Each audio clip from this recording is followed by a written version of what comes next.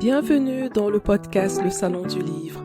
Si vous êtes passionné par la lecture, si vous souhaitez découvrir l'univers artistique de vos auteurs préférés et mieux comprendre les coulisses du domaine du livre, alors ce podcast est exactement ce qu'il vous faut. Je suis Assel Nadal, entrepreneur littéraire et j'aide les auteurs indépendants à mieux comprendre l'auto-édition, à construire une stratégie digitale simple et efficace pour publier et promouvoir leurs livres.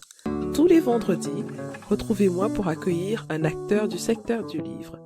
Choisissez votre place dans le salon du livre et installez-vous bien. C'est parti pour un nouvel épisode.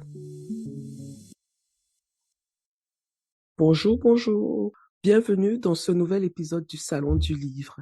Aujourd'hui, j'ai le plaisir de recevoir une auteure et entrepreneur engagée qui promeut la berceuse et les histoires africaines aux plus jeunes. Elle s'appelle Astou Diop.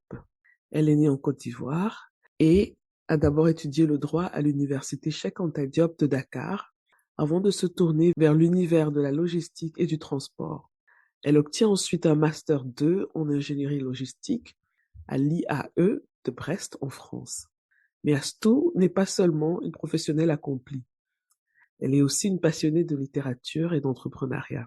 En 2018, elle fonde Vijana Collections, une entreprise qui crée des supports ludiques et éducatifs pour les enfants. Elle a pour ambition de transmettre des valeurs et des connaissances à travers des outils originaux et créatifs. Avec Berceuse et Comptines d'Afrique, son premier livre sonore, Astou nous offre un voyage musical et poétique à travers 10 pays africains pour le plus grand plaisir des petits-enfants. Alors, si vous êtes curieux de découvrir ce projet innovant et le parcours de son initiatrice, restez à l'écoute.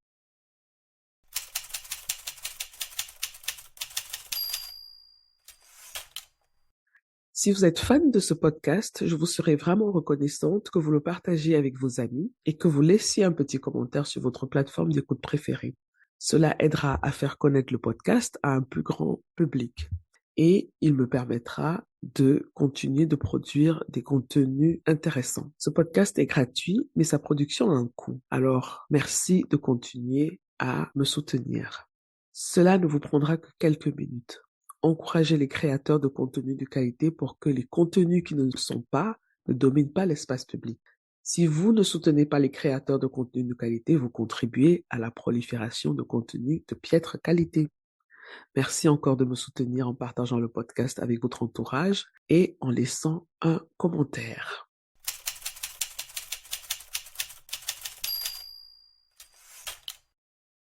Bonjour Astou Diop. Bonjour. Bienvenue dans le podcast Le Salon du Livre et merci d'avoir accepté mon invitation. Merci, c'est un plaisir. Alors, on va démarrer tout doucement. La première question qui me vient à l'esprit quand je lisais votre biographie, j'ai vu que vous étiez ivoirienne, comme je l'ai dit dans l'introduction, et pourtant vous avez le nom de Diop. Alors, est-ce qu'il y a des Diop en Côte d'Ivoire? Alors non, effectivement, je suis sénégalaise en fait, d'origine et de nationalité. Alors, mes parents en fait émigrent en Côte d'Ivoire dans les années fastes, justement de la Côte d'Ivoire, et se rencontrent là-bas. Et moi et mes frères, justement, nous naissons en Côte d'Ivoire. Et donc, je fais tout mon parcours en fait scolaire jusqu'au bac en fait en Côte d'Ivoire. Et suite à la crise en fait électorale des années 2000, je retourne au Sénégal pour entamer en fait mon cursus universitaire. Voilà. Et donc quand je finis mon cursus universitaire au Sénégal, sanctionné par 2 licences, donc une en transport logistique et une en génie logistique, j'arrive ensuite en France pour entamer en fait un master. Et donc ce cursus-là est sanctionné par un master 2 que je commence à Brest et que je termine en fait en région parisienne en passant par le nord de la France, tout un parcours. Vraiment. Et donc, arrivé, le parcours est sanctionné dans une école de commerce en alternance par un master 2 en stratégie et ingénierie logistique. C'est vraiment un parcours très intéressant. Et comment grandit une Sénégalaise en Côte d'Ivoire? Comment a été votre enfance? Alors, moi, les souvenirs, franchement, que j'ai de mon enfance, c'est une enfance très heureuse. Et ça, je le rappelle, en fait, tout le temps. Et je pense même que c'est cette enfance heureuse, en fait, qui est le socle aujourd'hui de mes entreprises et de mes réalisations. Parce que à chaque fois, c'est ces souvenirs d'enfance qui arrivent à me faire créer, en fait, qui sont, en fait, le soubassement, justement, de ma création aujourd'hui. Donc, je peux dire que c'est vraiment une enfance très, très, très heureuse, en fait. Déjà, je remercie, hein, la Côte d'Ivoire pour l'accueil, la qualité de vie qu'on a pu avoir là-bas. Parce que c'est pas le cas, en fait, dans tous les pays où on est en immigration. Franchement, en Côte d'Ivoire, en tant que Sénégalais, on a une très, très bonne qualité de vie. Aujourd'hui, je suis même plus ivoirienne, en fait, que les Ivoiriens, je pense. Et donc, franchement, une enfance très heureuse, des apprentissages très ludiques. J'ai participé, par exemple, à un concours Oiseaux Vacances, pour ceux qui connaissent, un concours culturel pendant les vacances, où j'ai joué une pièce de théâtre. J'étais abonnée au Centre culturel français, d'où ma passion pour la lecture. Je me rappelle des jeux dans la cour, enfin, de tellement bons souvenirs, et j'étais une très bonne danseuse étant petite. Donc, je me rappelle aussi des battles de danse. Franchement, c'est mon enfance qui fait de moi aujourd'hui ce que je suis. Oui. Et justement, à propos d'activités quand vous étiez enfant, est-ce que vous vous souvenez des activités ludiques qui vous reviennent à l'esprit? Ah oui, fortement. Je pense que c'est même la base, en fait, de mes souvenirs, en fait. Je me rappelle. Moi, j'étais dans un quartier, en fait, dans une cité, une très grande cité, qui faisait pratiquement un rectangle, en fait. C'était des bâtiments, mais qui se joignaient entre eux, en fait, en rectangle. Et on appelait ça le Grand Bloc, dans la commune d'Adjamé. Donc, faut se dire, en fait, que tout le centre de ce rectangle-là, c'était une immense cour, en fait, à perte de vue, en fait. Mais une cour unique. Et il y avait des apatames et il y avait des arbres, en fait, dedans. Et donc, en fait, on passait le temps, quand on n'était pas à l'école, en tout cas, à jouer. Et donc, je me rappelle, je faisais la commerçante quand j'étais petite. J'achetais pendant les vacances, en fait, une boîte de Nido et je revendais, en fait, à mes amis à 5 francs, 10 francs, etc. Je me rappelle aussi des battles de jeux parce qu'on avait, en fait, des quartiers environnants et des enfants de ces quartiers-là venaient, en fait, jouer avec nous des compétitions, mais de jeux communs. Par exemple, les temps passent, les chaussures. Les chaussures, c'est un jeu où on met des chaussures en ordre, mais sans que le ballon ne nous touche. Et donc, je me rappelle de ça. Je me rappelle des comptines qu'on chantait en se battant les mains, des jeux de cache-cache, des danses aussi, des battles de danse, en fait, à l'époque. Donc, on faisait des ronds et on dansait au milieu. Alors, aujourd'hui, de ma position, je vois qu'en fait, on a tout travaillé. On a Oui. travaillé la motricité, on a travaillé l'imaginaire, on a travaillé l'intelligence financière, on a travaillé, enfin aussi l'éducation, parce qu'à partir d'une certaine heure, en fait, moi je ne pouvais plus, en tout cas, aller me balader comme tout le monde, en fait. J'étais vraiment, il y avait un carcan éducationnel quand même de par ma mère, donc il y avait des moments où voilà, et c'est là aussi où on apprend la politesse. Donc, quand on te donne quelque chose, qu'est-ce que tu dis? Comment tu te comportes avec tes amis? Quand tu vois les parents de tes amis passer, comment réagir? Quand tu vois une personne âgée passer, il faut prendre tout de suite, en fait, son bagage. C'est-à-dire, nous, quand on jouait, par exemple, on pouvait pas voir une personne âgée passer avec un bagage sans lui porter assistance. Donc, c'est vraiment une base éducationnelle, l'air de rien. Je pense que ce que les autres ont en plus, c'est de mettre les termes. Mais nous, on l'a de façon innée, en fait. Vous dites aussi dans votre biographie que vous avez toujours été une commerçante, hein, depuis toute petite. Vous venez de le dire, vous vendiez du lait. Mais d'où vient cette fibre de commerçante si tôt? D'où est-ce que ça vient? Alors, en fait, pour la petite histoire, j'ai une arrière-grand-mère, en fait, qui disait qu'elle ne comprend pas pourquoi toutes les femmes de la famille, en fait, cherchent à faire des grandes études. Parce que elle sait pertinemment qu'on finit tous dans le commerce. Et c'est vrai. Par mon côté maternel, en fait, on est toutes commerçantes sans exception. Mais après, c'est vrai que commerçantes, en fait, à haut niveau. Donc, c'est des conteneurs depuis la Chine, depuis les États-Unis. C'est vraiment des chaînes de magasins, etc. Donc, je peux dire, en fait, que cette fibre commerciale et cette posture, en fait, commerciale, on l'a de famille. Maintenant, après, il faut pouvoir, en fait, justement, l'enrichir de façon intelligente. Oui. Il suffit pas, en fait, d'avoir la fibre commerciale et de vouloir, d'avoir la passion pour le commerce, mais il s'agit de savoir qu'est-ce qu'on met dans cette ossature-là et comment on le met. Et moi, je pense que c'est ce qui fait la différence entre les acquis qu'on peut avoir, en fait, de façon innée ou même acquise, hein. Alors, c'est ce qui fait la différence, en fait, avec les autres. Et pour la petite histoire encore, au lycée, donc au collège, je vendais des bonbons en classe.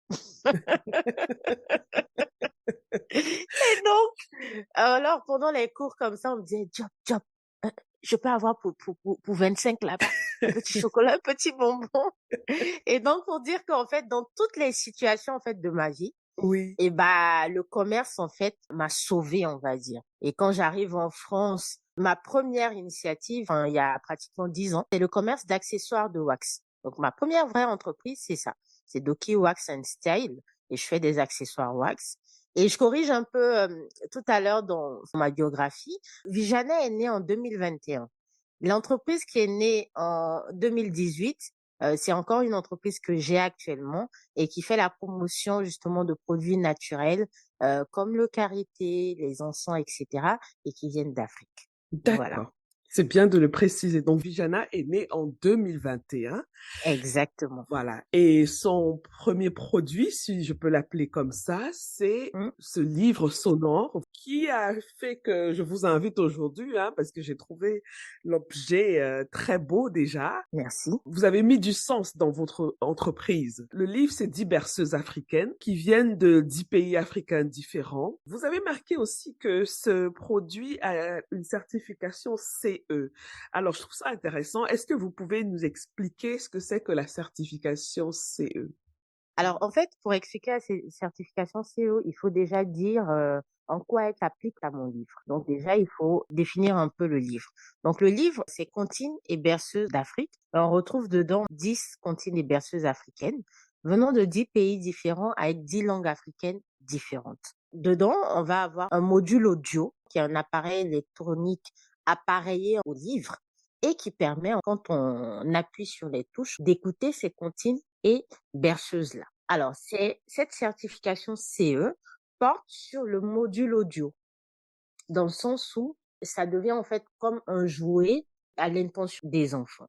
Et donc, pour commercialiser ce type de produit dans l'espace, en tout cas européen, il faut obligatoirement avoir une certification CE. Donc, la certification CE, on l'obtient à l'issue de tests en laboratoire. Alors, le module audio est ramené dans un laboratoire agréé, je précise, et il y a une multitude en fait de tests qui sont réalisés sur ce module-là. Donc, on teste en fait la dangerosité, la toxicité. En tout cas, on veille à travers multiples tests à ce que ça soit un produit sain pour la consommation du public auquel il est destiné. Alors c'est ça en fait un test CE. Ça rejoint un peu les crash tests qu'on peut avoir pour les socles, les sièges enfants, les tests qu'on peut avoir sur les doudous, etc.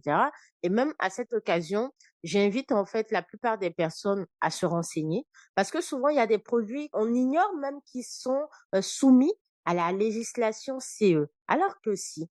Et donc, quand on se renseigne un peu, on est souvent surpris de voir en fait certains produits figurer sur cette liste. Voilà, Surtout quand il s'agit des produits destinés aux enfants, parce que exactement. ils doivent respecter un certain standard Mmh, de sécurité, hein, c'est ça. pour ne pas mettre en danger les tout petits. Ben, tel que vous l'expliquez, ça veut dire que vous avez vraiment travaillé votre projet. Ça, on le ressent, hein. C'est vraiment mon bébé. Alors moi, ça m'intéresse beaucoup de savoir comment est-ce que vous avez procédé de l'idée au produit final, parce que nous tous, hein, on a plein d'idées, mais est-ce qu'on les met en pratique? Est-ce il Mhm. en ressort quelque chose? Est-ce qu'au final, on a un produit ou un service? Ça, c'est encore une autre affaire. Commençons par l'idée, d'où elle vient, et ensuite, quelle a été la prochaine étape une fois que vous avez dit, OK, je me lance là-dedans? Alors, je vais d'abord commencer en fait cette explication du process par une phrase en fait que vous avez dit tout à l'heure et qui fait tellement écho en fait à ma personne, à mon cycle de vie, à tout en fait.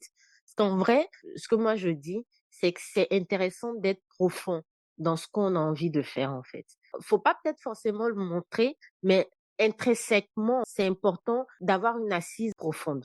Et vous avez dit tout à l'heure, ça fait sens. Et en fait, c'est ça.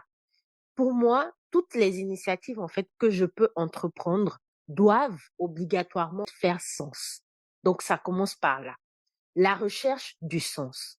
Est-ce que le sens colle à ma recherche à moi en fait profonde du sens? Et donc, moi, dans toutes mes initiatives, il y a deux choses principalement qui m'ont guidée. C'est l'amour du continent africain, le rejet de cette injustice-là, globale, et ensuite, la valorisation de la femme et de l'enfant. On laisse en fait toutes mes initiatives que j'ai pu faire qui font sens avec ça, et on en vient justement aux enfants. Et le déclencheur, parce que ça commence pas là, mais le déclencheur, c'est la naissance de mon fils, de mon aîné. Et donc, quand il naît, je dis, ah ben, écoute, enfance heureuse, justement, je vais faire partager un peu un bout de cette enfance heureuse à mon fils. Et je ne trouve pas, en fait, de livre comme je souhaite.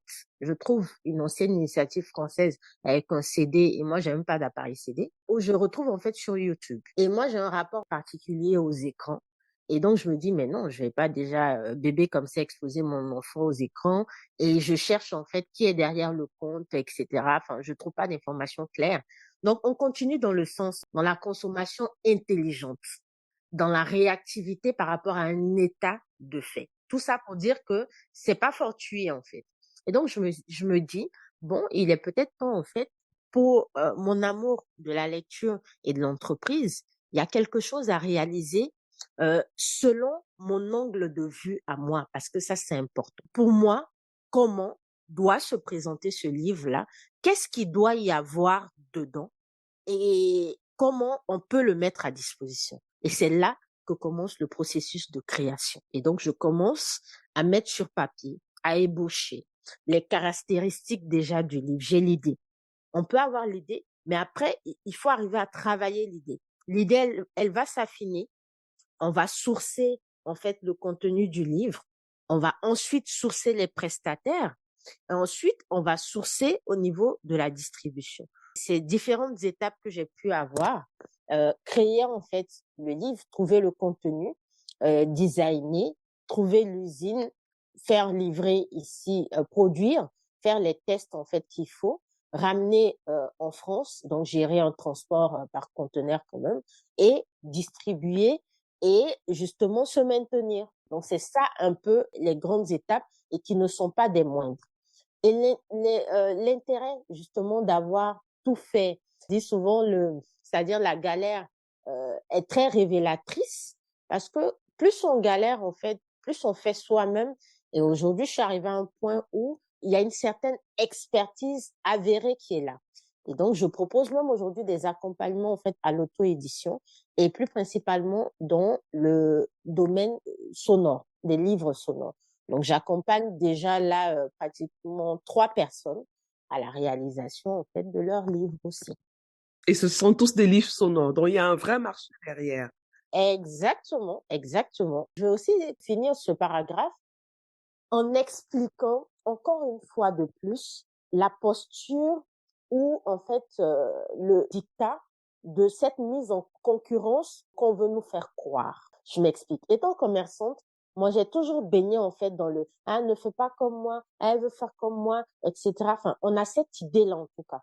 Pour les autres parties de l'Afrique, je sais pas, mais en tout cas en Afrique subsaharienne, où j'ai fait déjà 3 pays, on a ça un peu. On a l'impression que quand on a des fournisseurs, on doit garder pour nous, en fait. Quand on a, en fait, des tips, on doit tout garder pour nous et on est le seul à faire ça. Et pour nous, c'est ça le symbole de la réussite. Que nenni. Ce n'est pas ça le symbole de la réussite. Non. On ne s'en sortira pas comme ça, en fait. C'est pas possible. C'est-à-dire, il y a tellement de place pour tout le monde et il faut regarder le modèle économique, les modèles économiques, en fait, qui fonctionnent. Et c'est pour ça qu'aujourd'hui, moi, j'ai décidé de réaliser des accompagnements, en fait, où je supervise la création d'autres livres, souvent même un peu similaires aux miens. Il y a des gens qui ont hésité même à m'aborder. Ils ont été surpris par mon accueil. Ah, ça te dérange pas que je fasse un peu? Mais je dis non, il y a tellement de place pour tout le monde que moi, ça serait une fierté pour moi de dire, écoutez, j'ai participé à l'élaboration de tel livre, de tel livre, de tel livre. Et plus on est nombreux, et mieux c'est, et Tout plus à fait. justement notre force économique sera pertinente. Donc, pour les personnes qui écoutent, sachez que aujourd'hui, vaut mieux monétiser vos connaissances que de les garder pour vous tout seul. Ce n'est pas pour l'intérêt, en fait, de notre communauté et de notre continent. Exactement. C'est pour ça que je dis toujours que la chose qui est vraiment passionnante avec la connaissance, c'est que quand on la partage, on ne diminue pas ce qu'on a. Au contraire, on multiplie la connaissance. La connaissance, ça ne se diminue pas. Donc, en la partageant, vous la multipliez. Alors, quand vous décrivez le processus de création et de production de ce livre sonore, c'est vraiment un travail de professionnel et il y a beaucoup, beaucoup, beaucoup d'étapes. Étant moi-même entrepreneur, j'imagine déjà les obstacles, les difficultés, les nuits de manque de sommeil et tout ça. Donc, bravo, hein? Merci. Effectivement, les personnes justement qui ont cette lecture-là me demandent en fait au moins 3 fois, mais tu as fait tout ça toute seule? Je dis oui. Mais t'es sûre? Je dis oui. Eh ben, je dis voilà. J'ai vu que vous avez aussi, pour la recherche de financement, vous avez lancé un crowdfunding. Parce que le financement, c'est le nerf de la guerre, hein. On a beau avoir les plus belles idées du monde, si on n'a pas les ressources pour les mettre en place, c'est un peu compliqué. C'est vrai qu'il y a des gens qui disent que ouais, c'est pas seulement une question d'argent, mais la réalité est telle que c'est beaucoup plus compliqué quand on commence sans argent. On est bien d'accord. Comment s'est passée la campagne, la mise en place de la campagne? Parce que j'ai regardé, hein, c'était vraiment une très belle campagne et qui a été fait avec succès. Alors, l'objectif était de 6 500 €, ce que vous avez réussi à récolter. Donc, comment s'est déroulée cette campagne-là? Est-ce que vous pouvez donner quelques astuces à ceux qui nous écoutent, si eux aussi, ils hésitent et s'ils ont envie de faire une campagne de crowdfunding? Alors, c'est pour ça, souvent je dis en fait, justement, c'est le parcours qu'on accepte en fait comme tâches qui font de nous en fait aujourd'hui ce qu'on est. Moi, j'ai toujours été quelqu'un qui n'a pas peur en fait des tâches chronophages, des tâches de petites mains, comme on peut l'appeler en fait, quel que soit mon niveau de responsabilité. Et donc, moi, s'il y a une définition que je peux donner en fait au financement participatif, c'est chronophage et il faut vraiment pas avoir peur en fait de faire vraiment les petites tâches. Donc concrètement, moi, j'ai, on va dire, pratiquement 1000 contacts en fait dans mon répertoire téléphonique. Et en fait, toutes les personnes de mon répertoire téléphonique ont reçu un message de moi. Ça, c'est clair. Donc, même des personnes que j'avais perdu de vue, en fait, depuis enfin, la fac, etc. Et puis, depuis même peut-être le lycée, parce que les personnes du bac, on est encore un peu en contact et tout. Et donc, j'ai réactivé tous les contacts de façon personnalisée, etc. et tout. Et je recommande vraiment à tous les entrepreneurs de passer par ce type de campagne-là, parce qu'au-delà de l'aspect pécunier, c'est une très belle campagne, en fait, challengeante et aussi de marketing. Maintenant, après, il y a beaucoup de témoignages très structurés qui sont présents, en fait, de façon globale sur Internet. Donc, moi, c'est ce que j'ai fait. J'ai commencé d'abord à apprendre comment ça se passe. Donc, il y a eu beaucoup d'apprentissage. J'ai regardé des vidéos, j'ai lu des campagnes à succès. Je suis allée aussi sur, parce que c'est sur Ulule que j'ai fait la campagne, et ben en fait, je suis allée sur des campagnes qui n'ont pas marché aussi, pour comprendre pourquoi ça n'avait pas marché. Donc, le conseil que je peux donner aux gens, c'est ça, c'est déjà au niveau de votre posture. Parce que pour moi, tout commence par nous-mêmes, en fait. Avant de dire les autres, c'est nous-mêmes. C'est-à-dire, faut être carré avec ce qu'on investit nous-mêmes et notre propre personne. Donc, pour moi, c'est d'avoir la posture qui va avec une campagne de financement participatif, d'être prêt à ce qui nous attend. De deux, de se former. Quand je dis se former, c'est pas au sens grandes études, c'est se documenter sur comment se passe une campagne de financement participatif. Donc, comme j'ai dit, il y a plein d'exemples qui sont même structurés en interview. J'ai regardé des interviews de Canadiennes, d'Américaines. Donc, faut pas hésiter à sortir en fait de sa zone géographique pour mieux comprendre. Et trois, il faut justement aller voir de ses yeux les campagnes, aller voir des exemples en fait, campagnes qui ont fonctionné, voir un peu mais quel a été l'engouement, pourquoi ça a fonctionné, quels sont les tips, comment ça a été présenté, etc. et tout, et de campagnes qui n'ont pas fonctionné, pour savoir les erreurs en fait à ne pas reproduire nous-mêmes. Et donc moi j'ai compris pas mal de choses quand j'ai regardé aussi les campagnes qui n'ont pas fonctionné. Enfin je me suis faite ma propre idée Et ça m'a permis, en fait, d'éviter certaines choses. Ben, bravo encore, hein, parce que cette démarche, pour quelqu'un qui n'était pas dans ce domaine-là, moi, je trouve ça extraordinaire d'avoir cette ouverture Merci. d'esprit et de se dire, bon, OK, je vais apprendre et je me donne le temps et les moyens pour apprendre. Ça, c'est vraiment formidable. Alors, comment le public a reçu ce joli produit? Le public en tant que parent et le public en tant qu'enfant, parce que c'est deux cibles un tout petit peu différentes, hein. Oui, effectivement.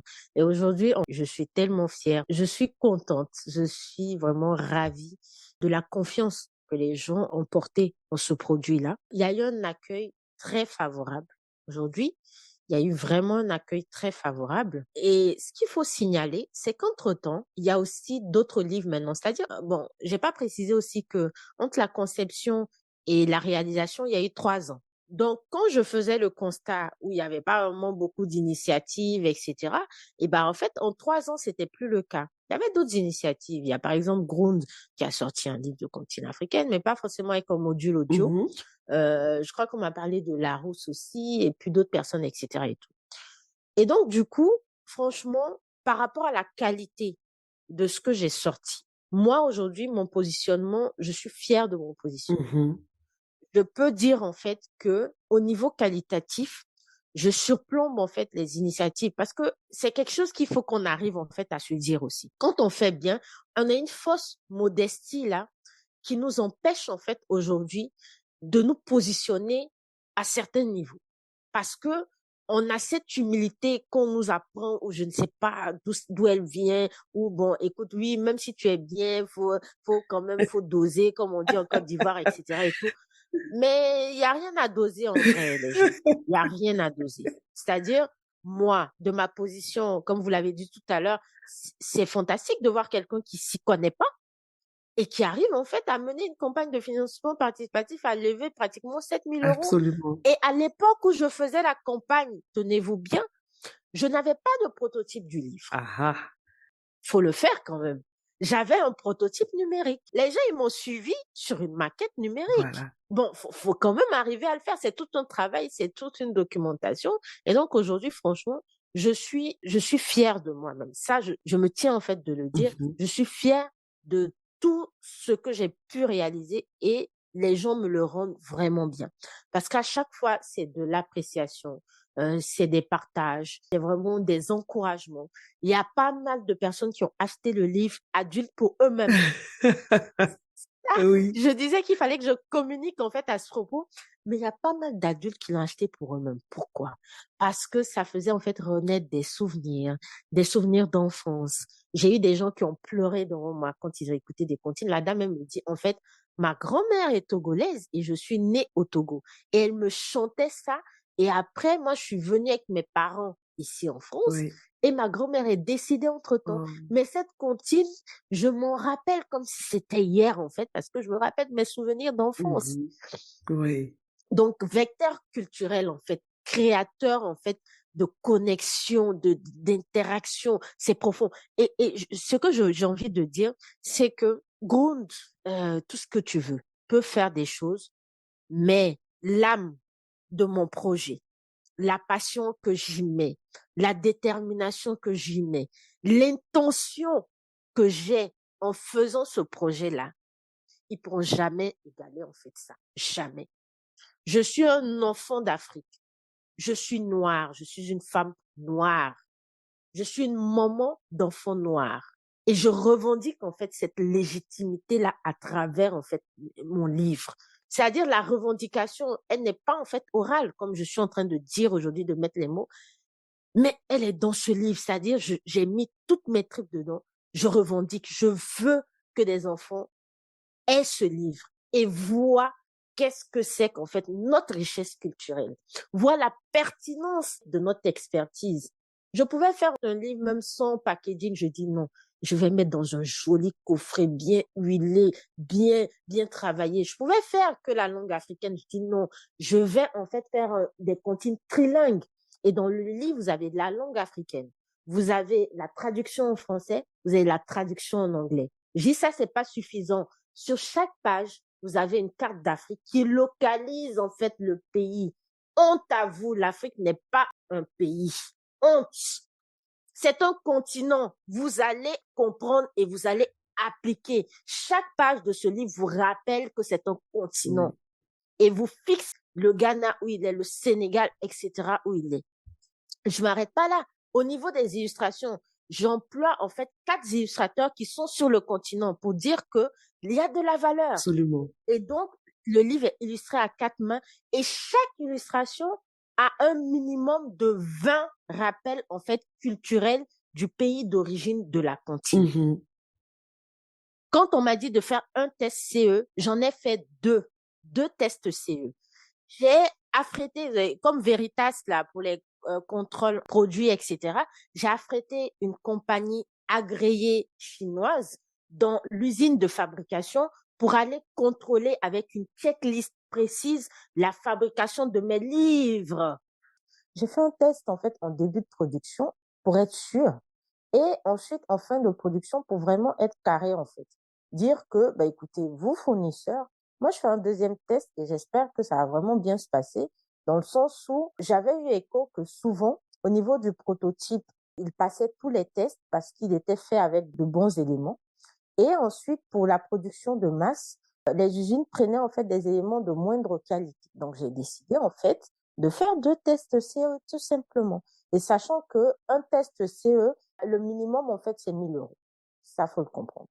Donc, c'est pas des petites sommes où je pouvais me le permettre en fait, non. Mais c'est par souci de qualité.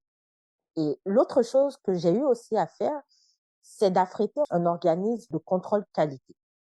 Donc, qui vont sur les lieux et qui font en fait des contrôles comme une personne en fait aurait pu le faire si elle était sur place.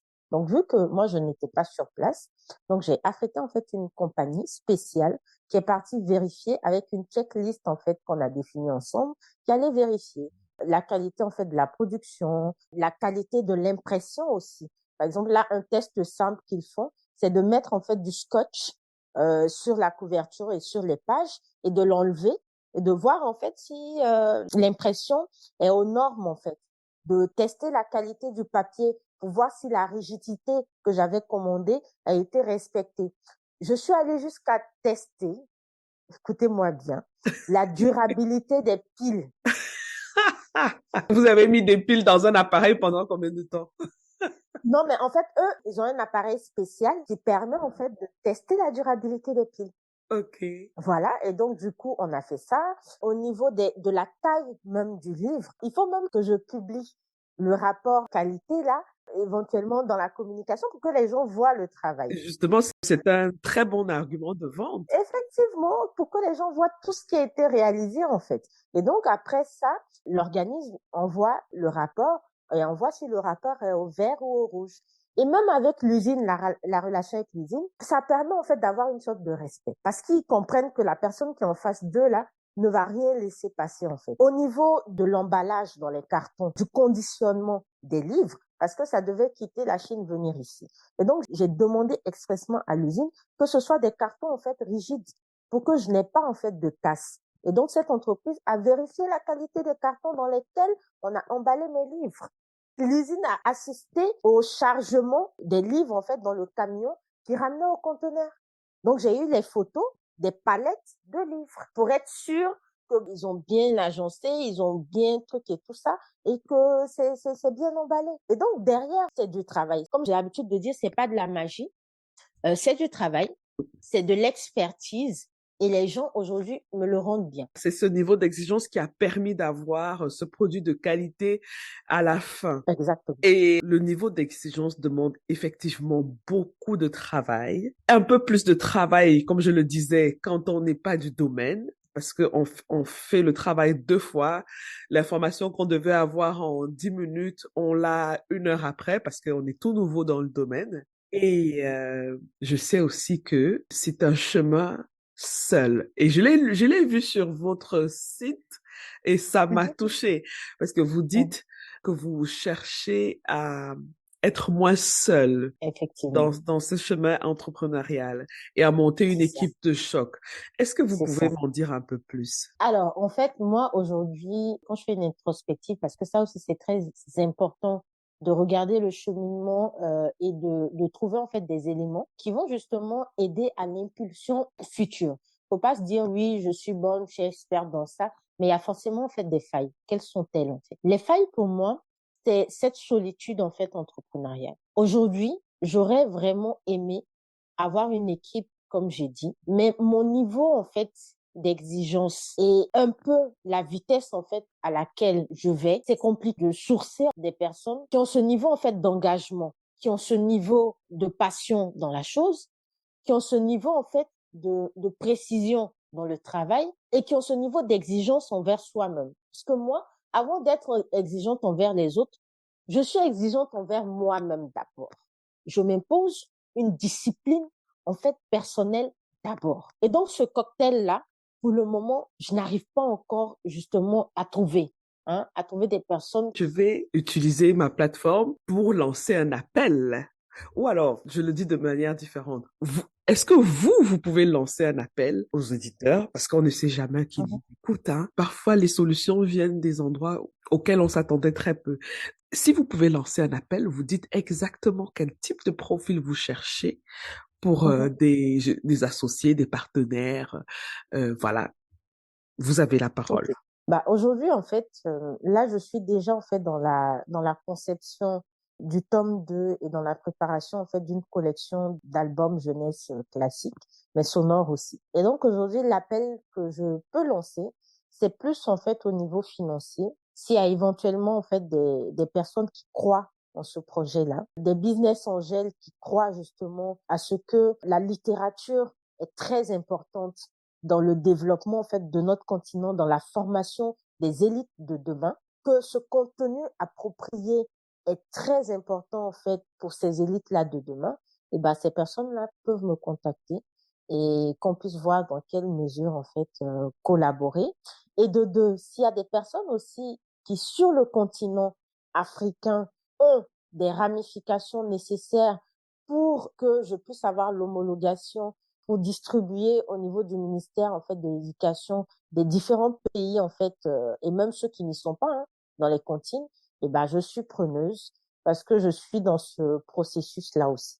Voilà. Très bien.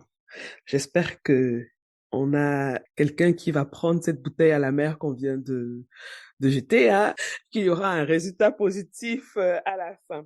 Alors, est-ce que vous pouvez nous rappeler où est-ce qu'on peut trouver le livre actuellement, que ce soit en Europe ou en Afrique? Alors aujourd'hui on est présent sur 3 continents, on est présent en Europe, on est présent en Amérique et on est présent en Afrique. Premier lien c'est le site. Donc Vijana Collection, le tout attaché, collection prend un s.com. Donc Vijana Collection .com. Donc, c'est le site officiel.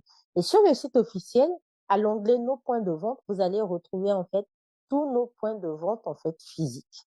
Alors, il y en a à Lyon, il y en a à Montpellier, il y en a à Toulouse, il y en a à Nantes, il y en a à Paris, donc Île-de-France, en Belgique, en Allemagne, au Canada, en Suisse, en Côte d'Ivoire et au Sénégal et au Congo. Donc vous allez pouvoir en fait retrouver en fait toute cette liste en fait sur le site internet. Et donc s'il y a des personnes qui m'écoutent qui sont intéressées aussi par la distribution, c'est pas forcément des librairies, je le précise. J'ai pas mal en fait de points de vente, de concept store avec qui j'ai tissé des partenariats et qui vendent très très bien en fait le livre. Je suis ouverte en fait à toutes sortes de partenariats pour les écoles, pour les associations. Bien évidemment, pour ces types d'entreprises, il y a des tarifs préférentiels. Donc, n'hésitez pas à me contacter. Voilà. Alors, on est arrivé au terme de notre échange, hein, et je suis vraiment fascinée par ce projet, ça je dois l'avouer. Merci. Euh, Merci. et je suis contente qu'il y ait une suite parce que j'allais poser cette question, mais vous avez répondu avant que je ne la pose. Alors, est-ce que vous pouvez nous dire rapidement sur quoi vous travaillez dans la suite du livre sonore? Est-ce que ce sera une continuité dans l'histoire, dans le format, ou alors il y aura des innovations? Alors, en fait, sur le livre de Comptines et berceuses d'Afrique, il y aura en fait, c'est une continuité. Donc, il y aura plus de langues, plus de nouveaux pays en fait et de nouvelles comptines.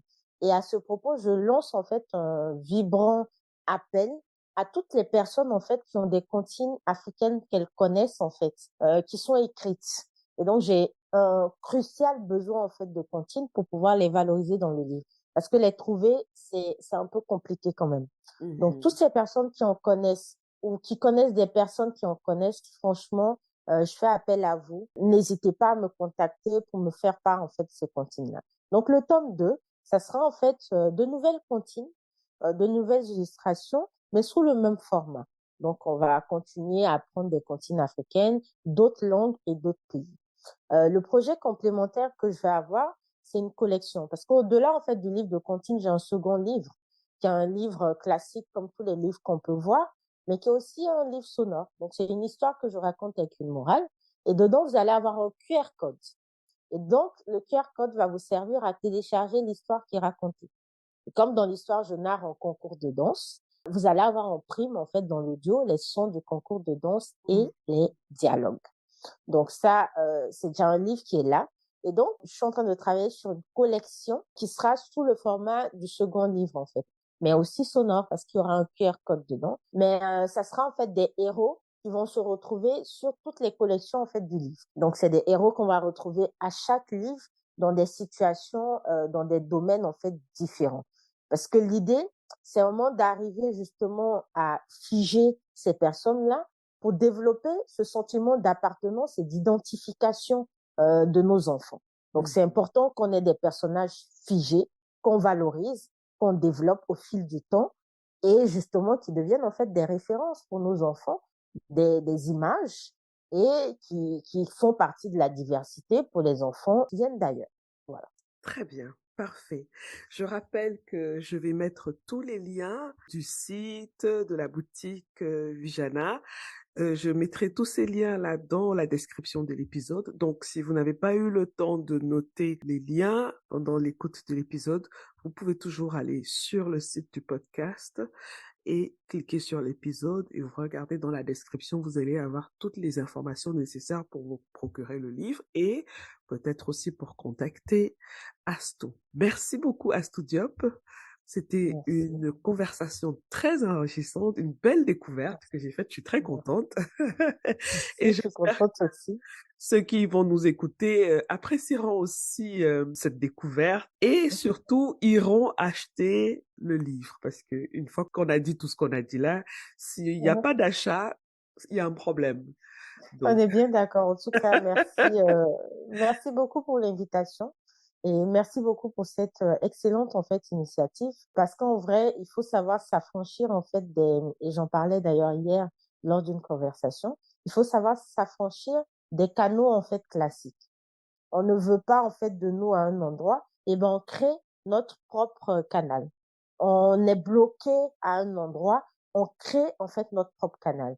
Et ce que je veux terminer pour dire aux auditeurs, c'est que en fait ce type de plateformes-là sont cruciales pour notre développement. Parce que moi, toute seule dans mon coin, je peux faire un livre en fait extraordinaire, oui, mais qui le saura? Qui?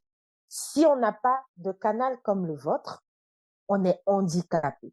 J'utilise un terme en fait fort pour que les gens comprennent qu'il ne s'agit pas de faire seulement de belles initiatives et de beaux projets, mais le défi complémentaire qui va en fait de pair, c'est la vulgarisation de ces initiatives-là. Et à ce niveau-là, on pêche beaucoup pour multiples raisons. Et donc, je tenais justement à féliciter ce canal-là et à féliciter ce type d'initiative. merci beaucoup Astou. Ça m'encourage beaucoup. Effectivement, je pense qu'il faut aller conquérir les marchés, hein.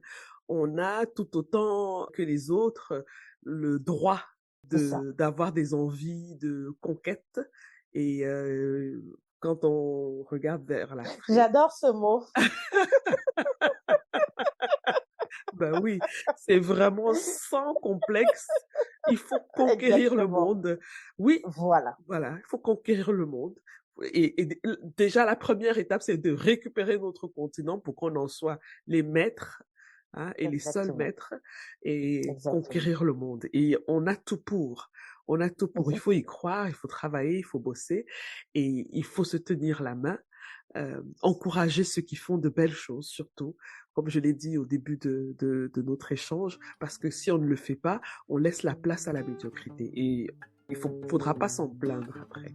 C'est Donc, ça. voilà. Merci encore une fois à Studium et Merci. revenez quand vous voulez dans le salon du livre. Merci. Ça sera avec plaisir. Merci. Merci. À bientôt. À bientôt.